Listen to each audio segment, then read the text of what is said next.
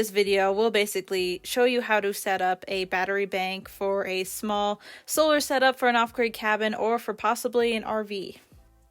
What you will need are battery terminals, 6-volt batteries, the proper tools, and double zero gauge copper stranded wire.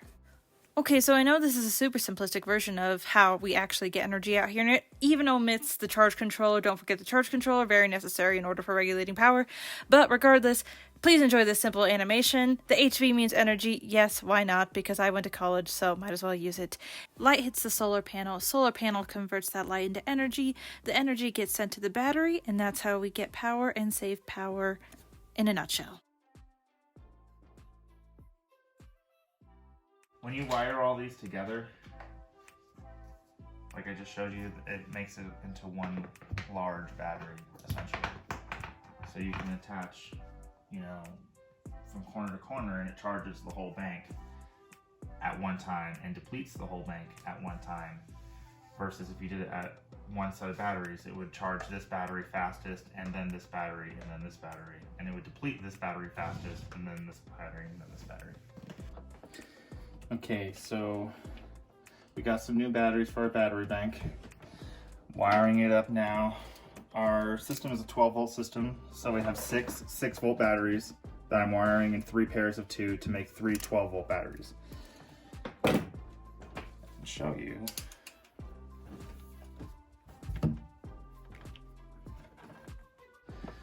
Yeah, so I can show you with my voltmeter. Here, if I go across the batteries, I'm reading 12.48 volts across these 2 batteries, so that's good. Almost done with the last set.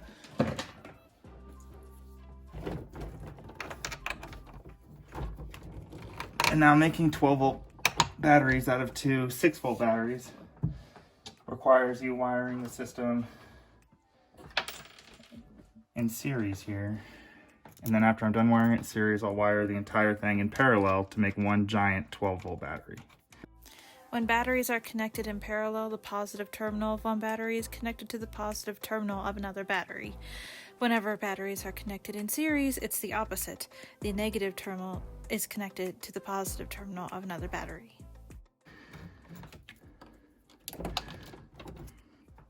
So now, effectively what I've done here is made 3 separate 12-volt batteries.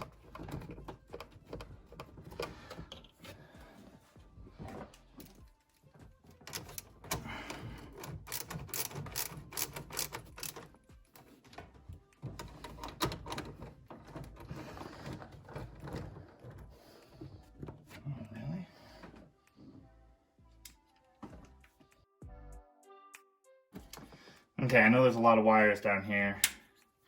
It's kind of hard to see exactly what's going on, but you can see here that I've tied 3 pairs of 2 batteries together to make 3 12-volt batteries.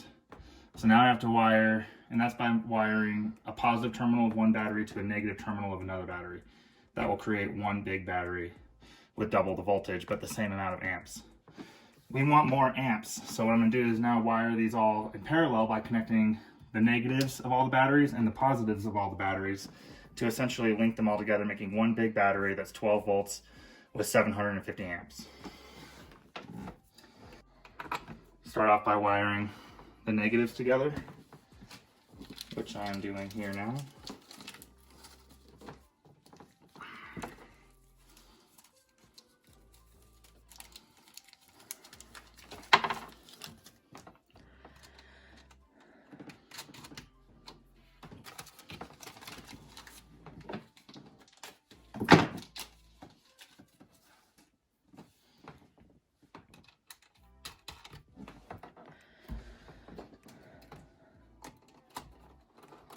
And I'll show you at the end how we know if it works or not. Oh wait, shouldn't have actually screwed that one down yet. Whoops.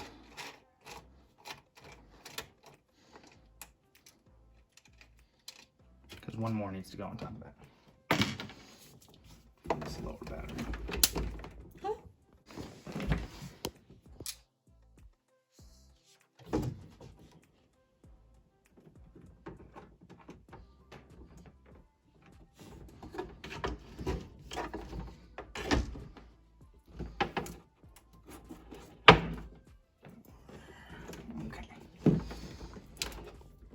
certainly don't want to make an arc. Safety. First.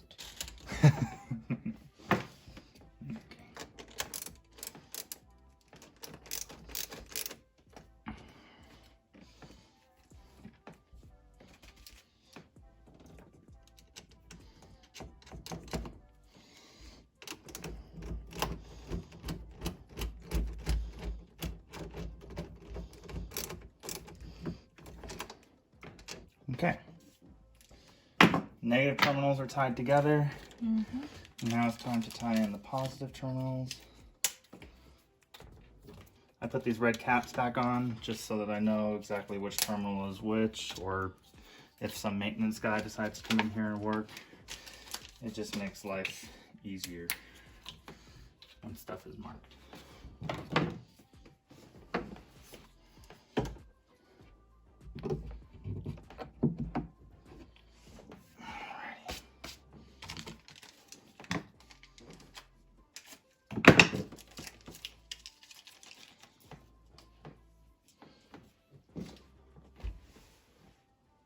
Oh no. So what are you doing right now? I am connecting the last chain of batteries in parallel.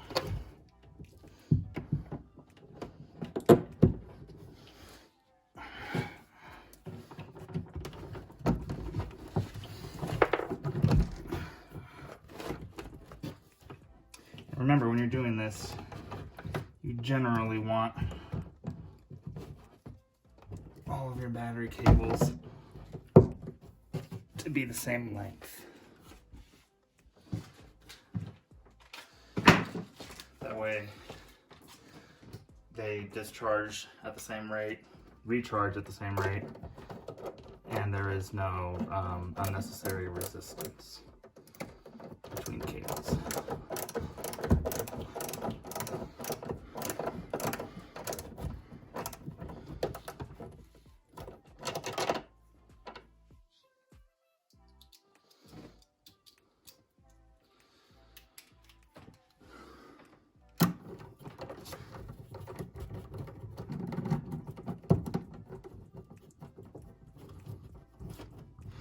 Okay.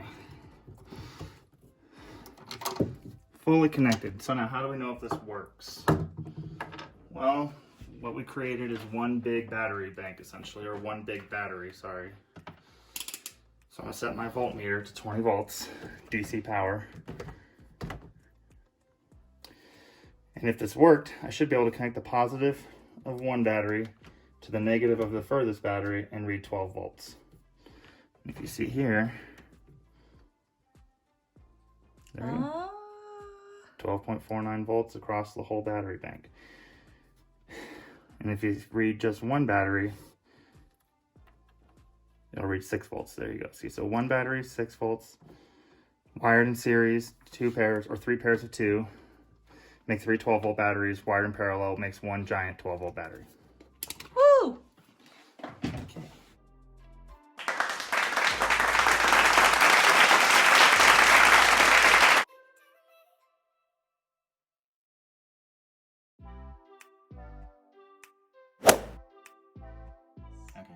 So it's been 2 weeks since we installed this battery bank, and I'm now checking the water levels to make sure that they're topped up. These batteries off-gas hydrogen and oxygen. So, well, they're actually, okay, the batteries are filled with an electrolyte solution of sulfuric acid and water, and as they charge, they off-gas hydrogen and oxygen, which is water, basically. And so the water level drops, and you have to add water to them every once in a while, whenever their water level's low. Usually it's about once a month, but since these batteries are new, I'm checking them once every 2 weeks, which is good because right now they are actually really low on water. I don't know if you can see down in there the water level, but pretty much you want the water level. And by the way, you should always use distilled water. This is distilled water inside of a little squeeze bottle that I fixed with a hypodermic needle, gauge 10. To squirt the water into the cell from a distance. Anyway, you want to use distilled water so that electrolytes from the water don't build up on the lead plates, which can damage your batteries.